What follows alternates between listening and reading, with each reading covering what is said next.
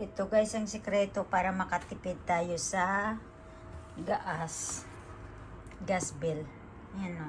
Naglaga ako ng itlog pero dito ko na rin sinabay sa kanin. Ayan. Tararan! See? Luto siya. Kailang na overcook siya 36 minutes kasi yung pagsaing ko ng kanin. So 36 minutes din siyang nalaga.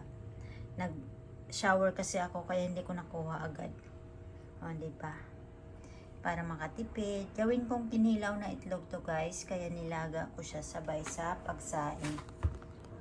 May number yung ano ko kasi Japanese nakasulat yung ano natin, yung menu ng rice cooker natin. So nilagyan ko siya ng number para pag nagsaing yung asawa ko, alam niya kung alin yung pipindutin niyang button. Kaya yan, nilagyan ko kasi diba naka Japanese nga siya ang sulat guys. So yan, pero okay na rin yun kasi kahit i-translate mo yan sa Google ay tawag nito, madali naman intindihin yan.